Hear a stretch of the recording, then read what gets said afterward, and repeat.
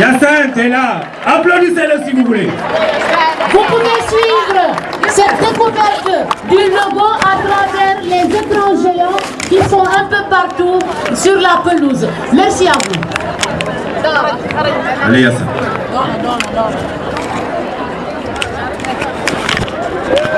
Je présente le logo. Pour un petit rappel, nous avons tous qu'un logo, ça marque un événement. Le logo que je vous présente là, ça marque le grand rassemblement qui nous unit, mais aussi il est porteur d'un message. Le message est basé sur la forme et les couleurs qui sont représentées sur les icônes. Et il est axé sur le thème de la nouvelle évangélisation. Pour la croix. La croix de notre Seigneur Jésus-Christ est le fondement de notre foi. Elle est le symbole des JMJ. Donc Saint Paul nous le dit dans sa première épître aux Corinthiens, au chapitre 15. Si le Christ n'est pas ressuscité, notre prédication est donc vaine. Et votre foi aussi est vaine. C'est pourquoi la croix que vous voyez ici, elle est formée comme un pilier, comme un support. Donc pour simplement signifier que c'est le Christ lui-même qui porte les JMJ. Le bleu est la couleur de la sagesse et de la vérité. Sagesse que le Christ lui-même nous apprend dans le secret. Il est chanté dans le psaume 50. Mais tu veux au fondement la vérité, dans le secret, tu m'apprends la sagesse. Nous l'avons aussi utilisé comme symbole pour signifier la présence discrète du Christ à nos côtés, tous les jours et à tout moment. Car là où deux ou trois sont assemblés à mon nom, je suis au milieu d'eux. Matthieu 18, 20. Cette présence se manifeste sous différentes formes. C'est la bonne nouvelle qui nous est adressée et que nous devons transmettre qui rendra nos cœurs purs. Ainsi serons-nous des acteurs de la paix et du développement de notre pays et du monde entier où sera répandu l'évangile de Jésus-Christ. Le drapeau. Notre logo porte le drapeau de notre nation, tenu par deux jeunes des deux sexes bondissants, comme des agents joyeux, de porter leur cœur, le message, de porter dans leur cœur le message d'amour, de pureté et d'engagement religieux, politique et social, par la cause du bien. Jeune chrétien, tu es celle de la terre et lumière du monde. Le cœur fait référence au thème de ces JMJ. Heureux les cœurs purs, car ils verront Dieu. Les paroissiens de Ouakam, c'est les habitués de cette couleur bleue que je viens de citer, parce que tout simplement, ils habitent près de la mer, donc en bordure de l'océan Atlantique. En définitive, nous professons que seul le Christ peut rendre nos cœurs semblables aux siens, par l'écoute de sa parole et sa mise en pratique. Et une fois transformés, nous pourrons un jour aller à la rencontre avec son Père. Merci beaucoup. Applaudissez fort, très fort pour Hyacinthe Ndiaye. À présent, nous nous tournons vers l'archevêque pour la bénédiction des rameaux.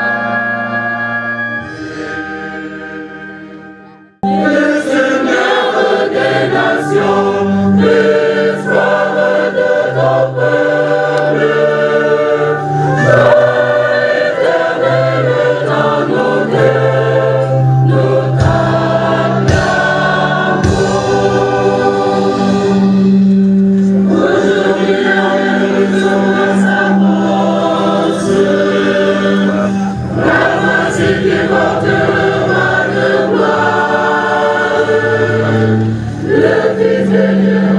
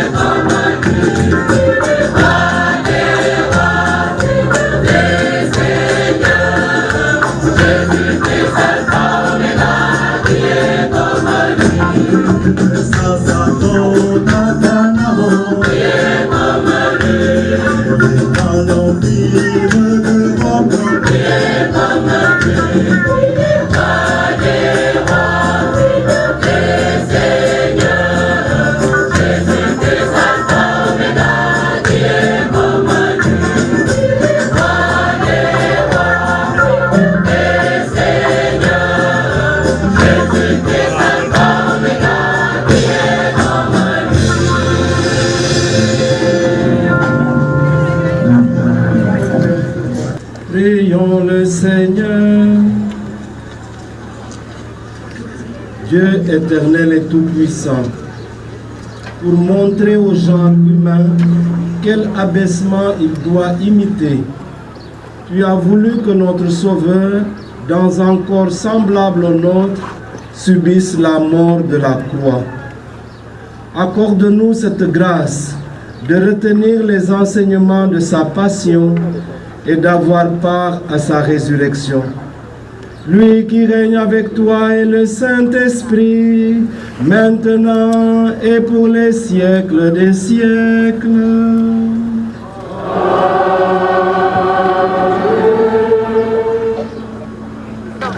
Heureux les cœurs purs. Ta parole, Seigneur, est dans nos cœurs. Et nous voulons la vivre en contemplant l'innocence des enfants. Tu nous as en effet dit, en vérité, si vous ne changez pas pour devenir comme de petits enfants, vous n'entrerez pas dans le royaume. Et par le symbolisme de cette cruche, que nous puisions aux sources vives du salut, là où tu désaltères tous les cœurs assoiffés et épris de pureté.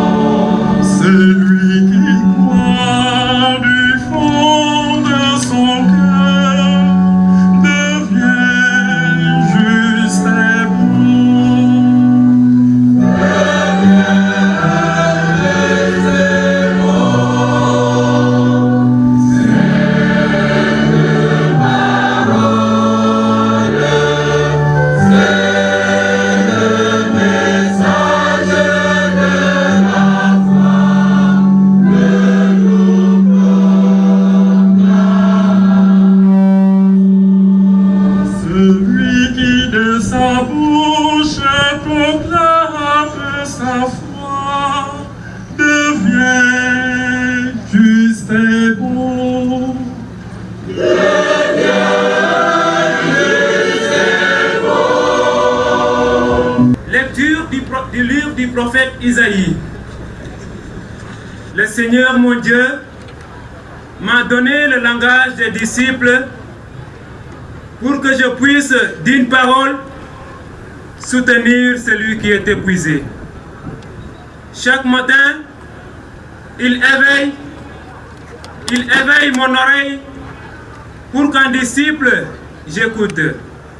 Sur ce point, le témoignage n'était pas concordant. Alors s'étant levé, le grand prêtre devant tous interrogea Jésus. Tu ne réponds rien? Que dis-tu des témoignages qu'il porte contre toi? Mais lui gardait le silence et ne répondait rien.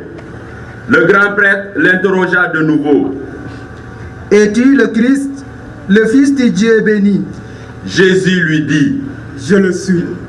Et vous verrez le Fils de l'homme siéger à la droite du Tout-Puissant et venir parmi les nuées du ciel. Alors le grand prêtre déchire ses vêtements et dit, Pourquoi nous faut-il encore des témoins? Vous avez entendu le blasphème? Qu'en pensez-vous? Tous prononcèrent qu'il méritait la mort. Quelques-uns se mirent à cracher sur lui, couvrirent son visage d'un voile et le giflèrent en disant, Fais le prophète. Et les gardes lui donnèrent des coups. Comme Pierre était en bas, dans la cour, arrive une des jeunes servantes du grand prêtre. Elle voit Pierre qui se chauffe le dévisage et lui dit, Toi aussi, tu étais avec Jésus de Nazareth. Pierre le nia. Je ne sais pas, je ne comprends pas de quoi tu parles. Puis il sortit dans le vestibule en dehors, alors un coq chanta. La servante, ayant vu Pierre, se mit de nouveau à dire à ceux qui se trouvaient là. Celui-ci est l'un d'entre eux. De nouveau, Pierre le niait. Peu après, ceux qui se trouvaient là lui disaient à leur tour, Sûrement, tu es l'un d'entre eux. D'ailleurs, tu es galiléen. Alors il se mit à protester violemment et à jurer.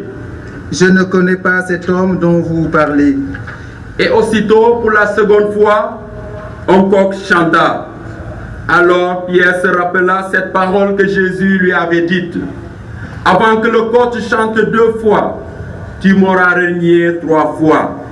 Et il fondit en larmes. Dès le matin, les grands prêtres convoquèrent les anciens et les scribes et tout le conseil suprême. Puis, après avoir ligoté Jésus, ils l'amenèrent et le livrèrent à Pilate. Celui-ci l'interrogea. Es-tu le roi des Juifs? Jésus répondit. C'est toi-même qui le dis. Les grands prêtres multipliaient contre lui les accusations. Pilate lui demanda à nouveau. Tu ne réponds rien. Vois toutes les accusations qu'il porte contre toi. Mais Jésus ne répondit plus rien, si bien que Pilate fut étonné. À chaque fête, il leur relâchait un prisonnier, celui qu'il demandait. Or, il y avait en prison un dénommé Barabbas, arrêté avec des émeutiers pour un meurtre qu'ils avaient commis lors de l'émeute. La foule monta donc chez Pilate et se mit à demander ce qu'il leur accordait d'habitude. Pilate leur répondit. Voulez-vous que je vous relâche le roi des Juifs? Il se rendait bien compte que c'était par jalousie que les grands prêtres l'avaient livré. Ces derniers soulevèrent la foule pour qu'il leur relâche plutôt Barabbas. Et comme Pilate reprenait, Que voulez-vous donc que je fasse de celui que vous appelez le roi des Juifs? de nouveau ils crièrent. Crucifie-le. Pilate leur disait. Qu'a-t-il donc fait de mal? Mais ils crièrent encore plus fort. Crucifie-le. Pilate, voulant contenter la foule, relâcha Barabbas et après avoir fait flageller Jésus, il le livra pour qu'il soit crucifié. Les soldats l'amenèrent à l'intérieur du palais, c'est-à-dire dans le prétoire. Alors, ils rassemblent toute la garde, Ils le revêtent de pourpre et lui posent sur la tête une couronne d'épines qu'ils ont tressée. Puis ils se mirent à lui faire des salutations en disant: Salut, roi des Juifs! Ils lui frappaient la tête avec un roseau, crachaient sur lui et s'agenouillaient pour lui rendre hommage.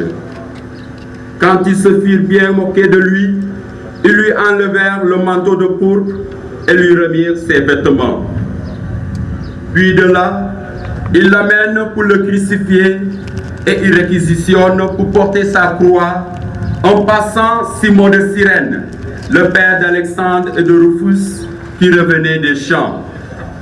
Et ils amènent Jésus au lieu du Golgotha, ce qui se traduit lieu du crâne. Ils lui donnaient du vin aromatisé de myrrhe, mais il n'en prit pas. Alors il le crucifie, puis se partage ses vêtements en tirant au sort pour savoir la part de chacun. C'était la 3e heure lorsqu'on le crucifia. L'inscription indiquant le motif de sa condamnation portait ces mots: le roi des Juifs. Après lui, il crucifie 2 bandits, l'un à sa droite, l'autre à sa gauche. Les passants l'injuriaient en hochant la tête. Ils disaient: Hé, toi qui détruis le sanctuaire et le rebâtis en 3 jours, sauve-toi toi-même, descends de la croix. De même, les grands prêtres se moquaient de lui avec les scribes en disant entre eux: Il en a sauvé d'autres et il ne peut pas se sauver lui-même. Qu'il descende maintenant de la croix, le Christ, le roi d'Israël, alors nous verrons et nous croirons. Même ceux qui étaient crucifiés avec lui l'insultaient. Quand arriva la 6e heure, l'obscurité se fit sur toute la terre jusqu'à la 9e heure. Et à la 9e heure, Jésus cria d'une voix forte: Eloi, Eloi, lama sabachthani. Ce qui se traduit: Mon Dieu, pourquoi m'as-tu abandonné? L'ayant entendu, quelques-uns de ceux qui étaient là disaient: Voilà qu'il appelle le prophète Élie. L'un d'eux courut tremper une éponge dans une boisson vinaigrée. Il la mit au bout d'un roseau et il lui donnait à boire en disant: Attendez, nous verrons bien si Élie vient de descendre là. Mais Jésus, poussant un grand cri, expira.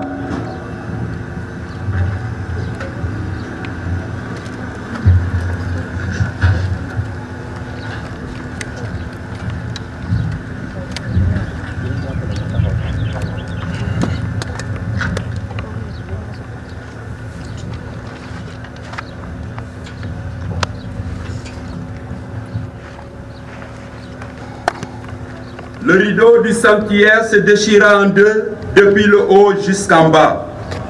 Le centurion qui était là en face de Jésus, voyant comment il avait expiré, déclara: Vraiment, cet homme était fils de Dieu. Il y avait aussi des femmes qui observaient de loin, et parmi elles, Marie-Madeleine, Marie, mère de Jacques le Petit et de José, et Salomé, qui suivait Jésus et le servait quand il était en Galilée, et encore beaucoup d'autres qui étaient montés avec lui à Jérusalem. Déjà il se faisait tard.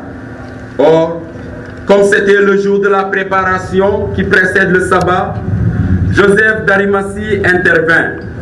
C'était un homme influent, membre du conseil, et il attendait lui aussi le règne de Dieu.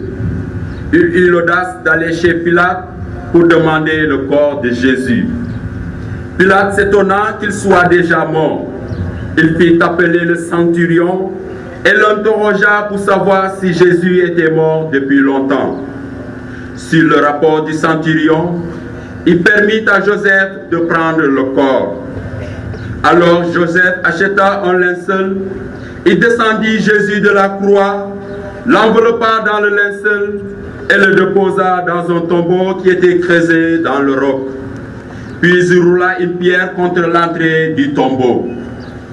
Or, Marie-Madeleine et Marie, mère de José, observer l'endroit où l'on l'avait mis.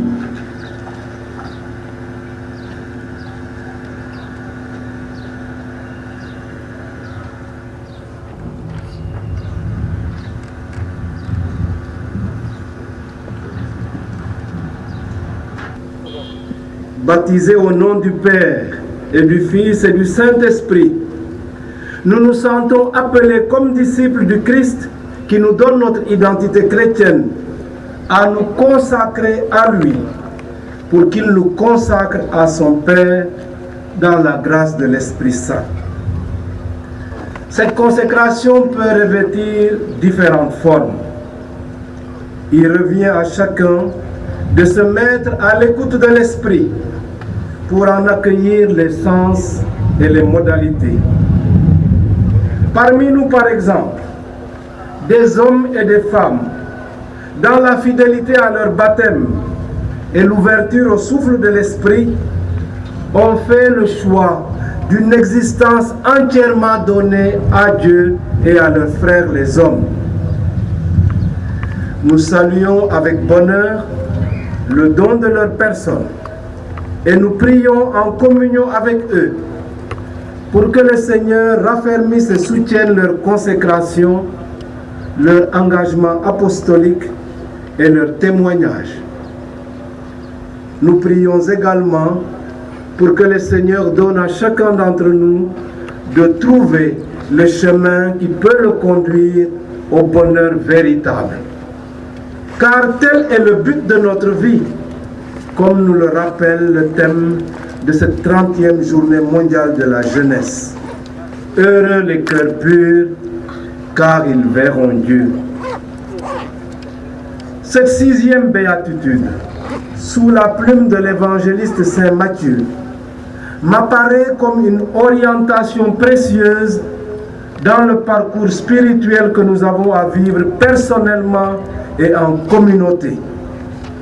Car comme dit le psalmiste, qui peut gravir la montagne du Seigneur et se tenir dans le lieu saint, si ce n'est l'homme au cœur pur, aux mains innocentes, qui ne se livre pas au mensonge et ne jure pas pour tromper.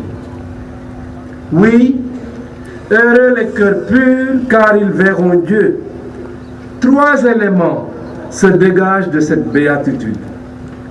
L'annonce du bonheur, avec l'exclamation « heureux », la désignation des bénéficiaires de ce bonheur, à savoir ceux qui ont le cœur pur, et l'explicitation de ce bonheur qui consiste à voir Dieu. D'expérience, nous savons que la recherche du bonheur est inscrite dans le cœur de tout homme, comme nous le rappelle le pape François dans son message pour cette journée. Il nous dit, oui, chers jeunes, la recherche du bonheur est commune à toutes les personnes, de tous les temps et de tous les âges.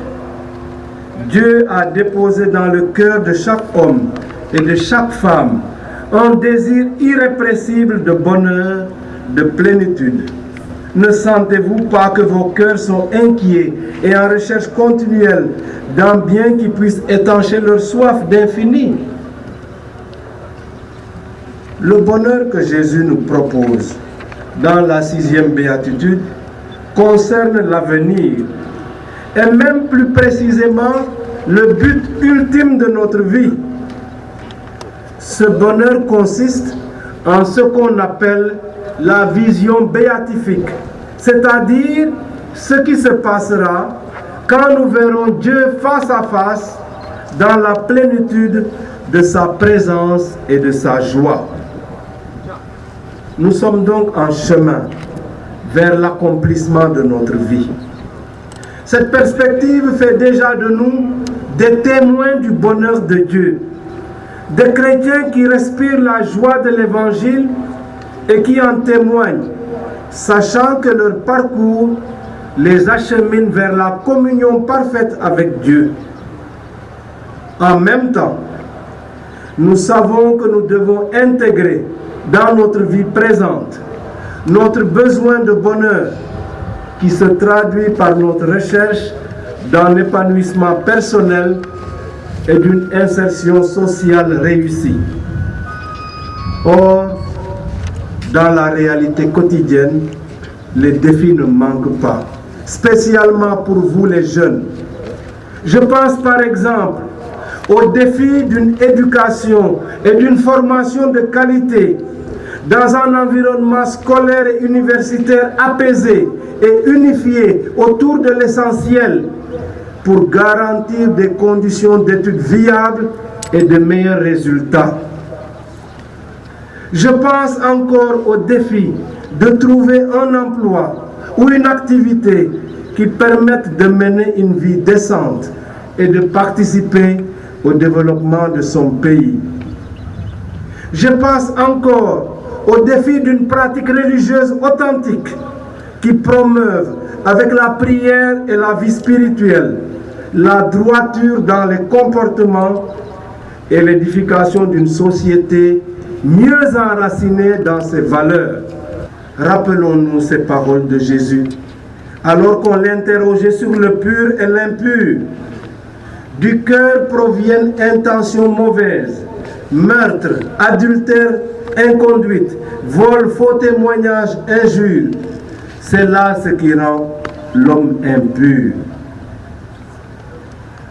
Un cœur décontaminé par l'amour de Dieu transforme la qualité du regard pour en chasser la concupiscence, les désirs mauvais, la jalousie et l'envie.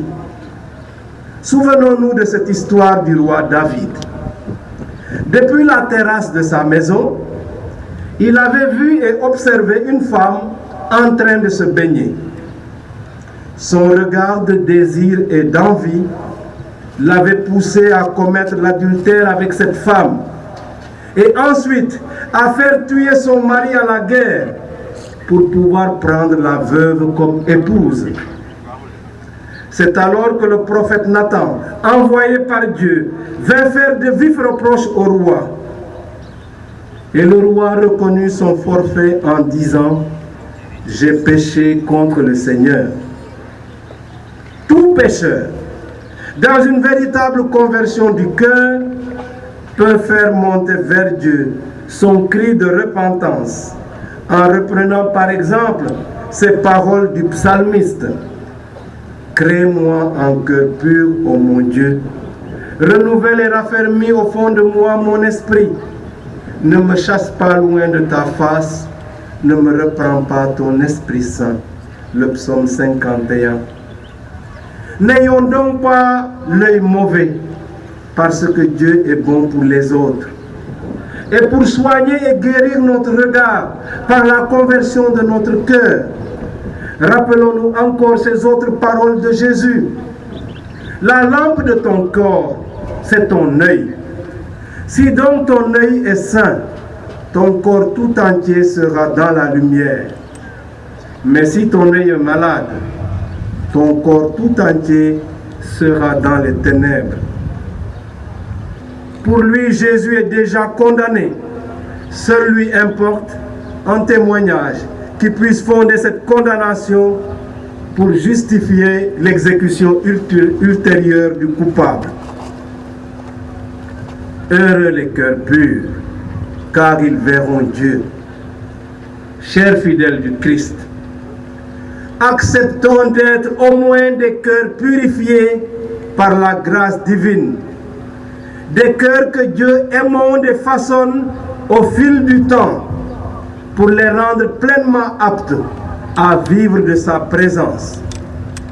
Ne cherchons pas nos références dans des satisfactions éphémères qui ne nous construisent pas. Visons le meilleur, le plus authentique, qui puisse nous permettre de nous réaliser et de répondre à notre vocation particulière selon le cœur de Dieu. Oui, élevons notre cœur, tournons-le vers le Seigneur. Amen.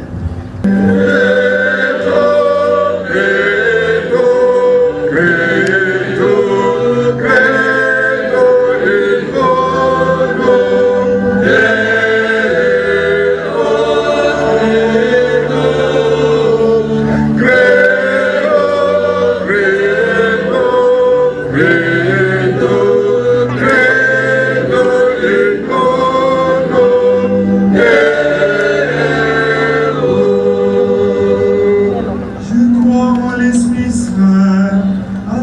Sainte Église catholique, à la communion des saints, à la rémission des péchés, à la résurrection de la chair, à la vie éternelle. Amen.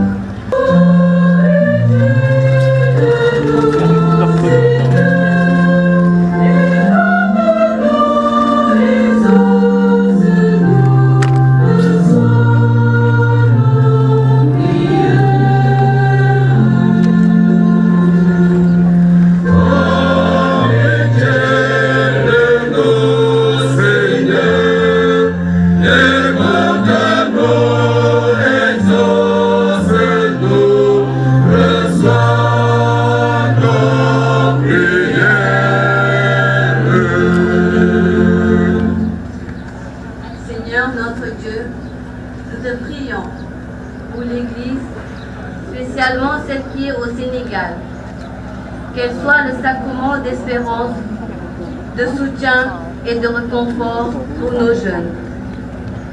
Qu'à travers ces pasteurs, elle éclaire et conduise notre jeunesse vers les chemins du bonheur, de réalisation, de soi et de paix, dont toi seul es l'auteur et le garant. Ensemble, prions le Seigneur.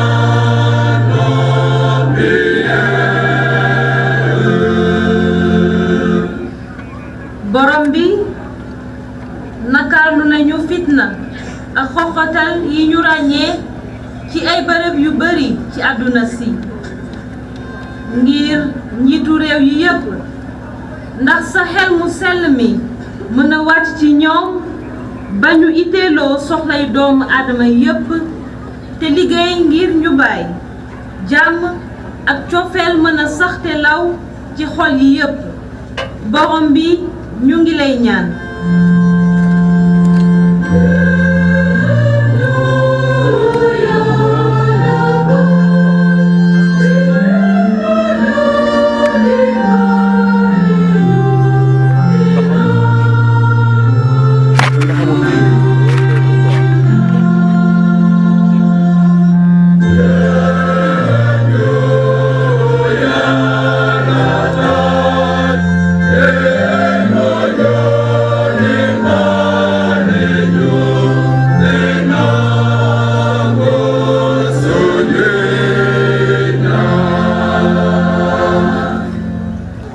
ne du marus ñu ngi lay ñaan borom bi ngir waxambaane yi ak jànk yi yépp doon yaakaar ak ëllëgu àdduna si ndax ñu mën a am fitu saxal seeni dund ci sa cofeel ngir natal ñu mu waree seeni mën-mën te jot ci baane ki dëgg borom bi ñu ngi la koy ñaan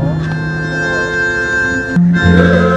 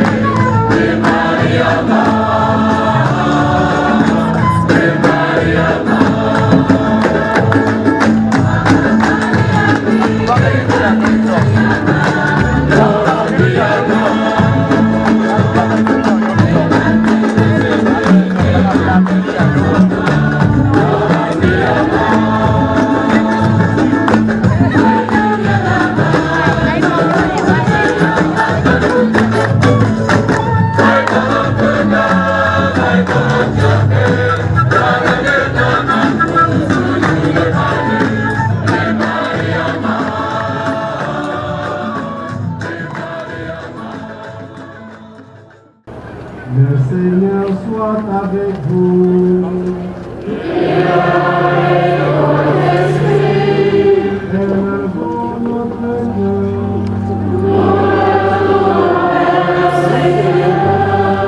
Rendons grâce au Seigneur notre Dieu.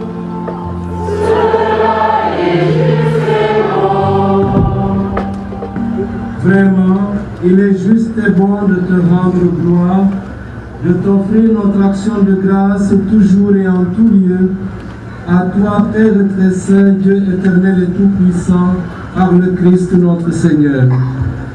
Alors qu'il était innocent, il a voulu souffrir pour les coupables, et sans avoir commis le mal, il s'est laissé juger comme un criminel. En mourant, il détruit notre péché. En ressuscitant, il nous fait vivre et nous sanctifie. C'est par lui que la terre et le ciel, le peuple de Dieu avec tous les anges, ne cessent de t'acclamer en chantant.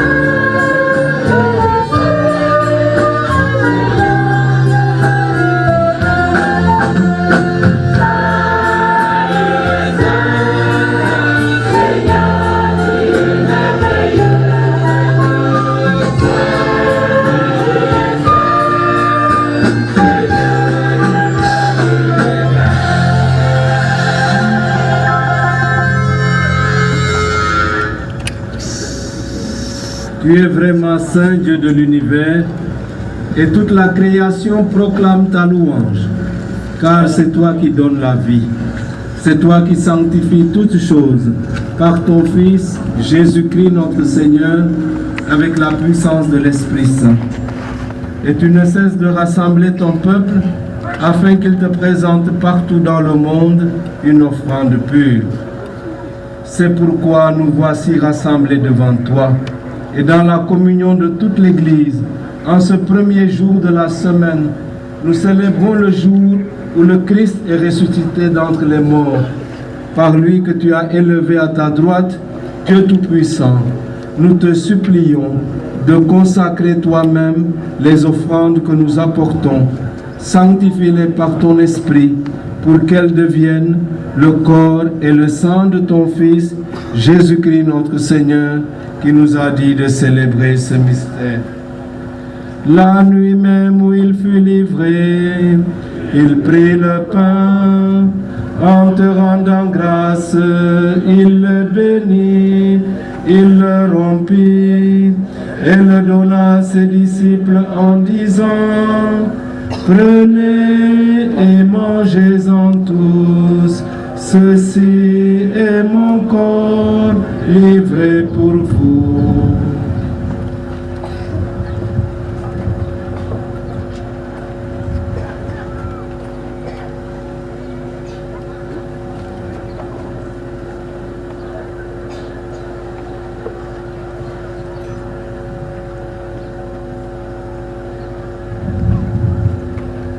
Même à la fin du repas, il prit la coupe, en te rendant grâce, il la bénit et la donna à ses disciples en disant: prenez et buvez-en tous, car ceci est la coupe de mon sang, le sang de l'alliance nouvelle et éternelle, qui sera versé pour vous et pour la multitude en rémission des péchés.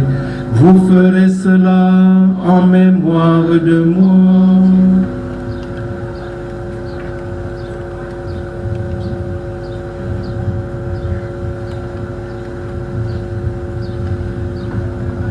Par lui, avec lui et en lui.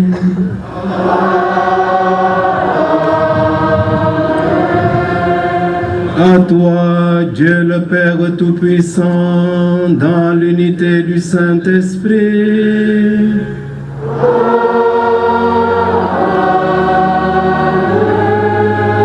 tout honneur et toute gloire pour les siècles des siècles.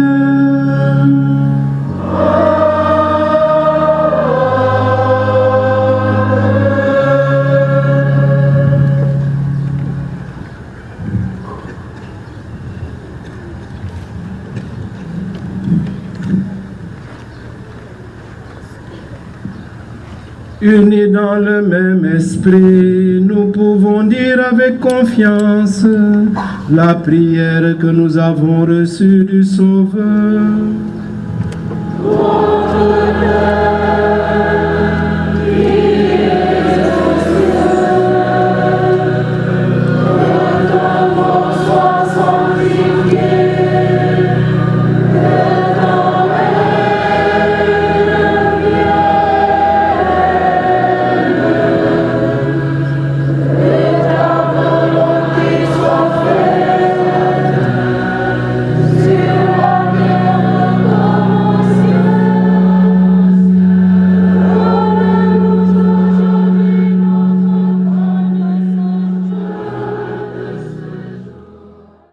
Soit avec vous.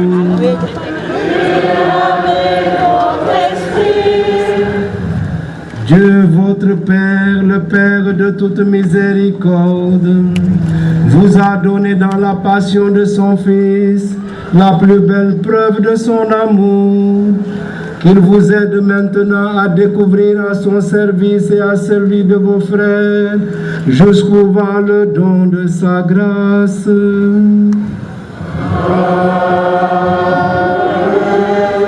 Il vous a donné de vivre en Jésus, qui a subi la mer pour vous sauver d'une mort éternelle. Qu'il vous fasse don de sa vie. Après l'avoir suivi dans les épreuves, puissiez-vous entrer avec lui dans sa gloire de ressuscité.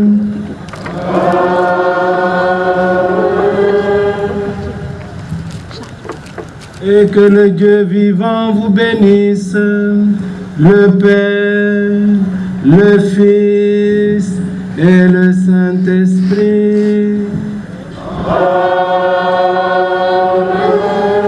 Allez dans la paix du Christ.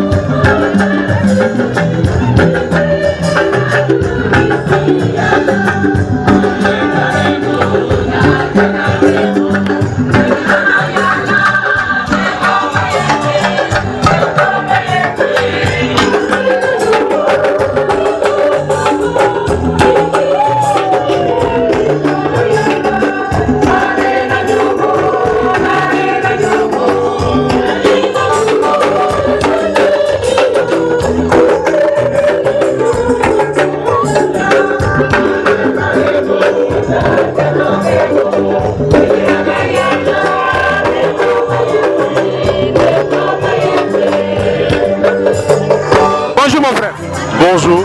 Présente-toi s'il te plaît. Donc, je m'appelle Georges Marius John, originaire de Thiès. Donc, mais j'étudie ici quoi. Qu'est-ce qui se fait ta présence ici à Ouakam? Donc, cette année, si je peux dire que j'ai eu la joie de participer ici pour les JMJ de cette année. C'est une grande joie de participer ici. Donc, c'est la première fois aussi, mais c'est une très belle expérience de participer les JMJ ici à Dakar. Quels sont les sentiments qui vous animent? Donc je suis dans la joie, j'ai bien dansé, j'ai bien chanté. Dans la messe, je me suis bien senti quoi dans ma peau. Merci beaucoup mon frère. Ok. Bonjour ma soeur. Oui, bonjour. Présente-toi s'il te plaît. Moi c'est Jeanne Dion, je suis de Thiès. Qu'est-ce qui se fait ta présence ici? Pour la première fois participer les JMJ à Dakar. Mais quand même, j'ai pas regretté. Comment tu as trouvé? Ça a été. J'ai vraiment eu à vivre ça avec le Christ, surtout pendant la célébration de la messe. Merci beaucoup. Je me suis sentie bien. Oui, chers frères et sœurs amis croyants, je vous rappelle que nous sommes ici à l'ENEA, au GMJ, organisé par le diocèse de Dakar ici, surtout dans le doyenné Grand Dakar Yoff. Nous sommes ici à l'ENEA. Et je vous rappelle, c'est la 30e édition des Journées mondiales de la jeunesse. À cette occasion, vraiment, nous avons la joie, chers frères et sœurs amis croyants, de prendre la réaction des fidèles. Vous avez vu tout à l'heure, vous avez entendu la réaction des fidèles. Nous allons essayer aussi de prendre la réaction des religieux et des religieuses. Bonjour ma sœur. Bonjour. Présentez-vous, s'il vous plaît. Je m'appelle Sœur Sophie Tchomban. Je suis sœur de l'Immaculée Conception. Qu'est-ce qui explique votre présence ici à l'ENEA? Je suis venue partager cette journée avec la jeunesse la jeunesse de notre église, spécialement la jeunesse du diocèse de Dakar. Comment vous avez trouvé les GMJ de cette année? Ben, je pense que comme le nom l'indique si bien, hein, c'était vraiment une journée de joie, hein, où les jeunes ont manifesté leur joie et leur désir aussi d'être heureux. Et durant le menu de l'évêque, qu'est-ce qui vous a beaucoup marqué durant ce menu? Ce qui m'a beaucoup marqué, c'est les raisons d'être heureux que l'évêque a eu à soulever. Il a vraiment exhorté les jeunes, indiqué en tout cas aux jeunes le chemin du bonheur. Il dit, ce que j'ai retenu particulièrement, que notre bonheur se trouve en Dieu.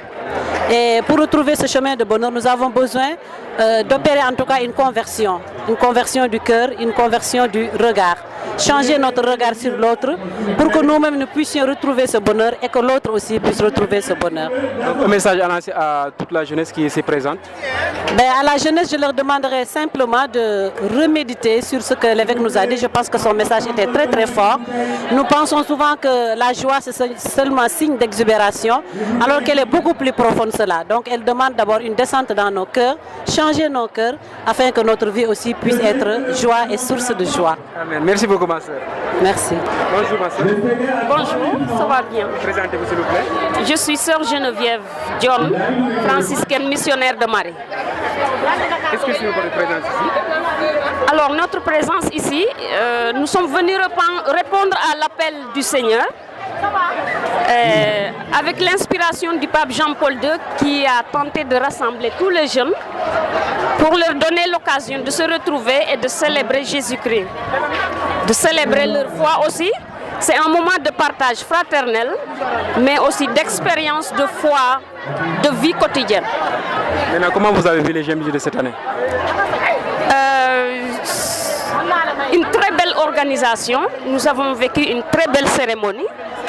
Voilà, je pense que les jeunes étaient très dynamiques, très joviales, très gais pour accueillir pour répondre à cet appel. Quel conseil donnez-vous aujourd'hui à la jeunesse qui est ici présente? Je leur dirais de ne pas avoir peur de montrer qu'ils sont disciples de Jésus-Christ, baptisés, et qu'ils sont là comme flambeaux, comme lumière qu'ils doivent porter au monde. Donc, c'est un phare qui s'allume c'est comme un phare qui va s'allumer dans un milieu de ténèbres, donc qui va répandre sa lumière. Alors, ce que je retiendrai de la célébration aujourd'hui, c'est aussi le moment de l'offertoire qui n'a laissé aucune couche de la société sénégalaise.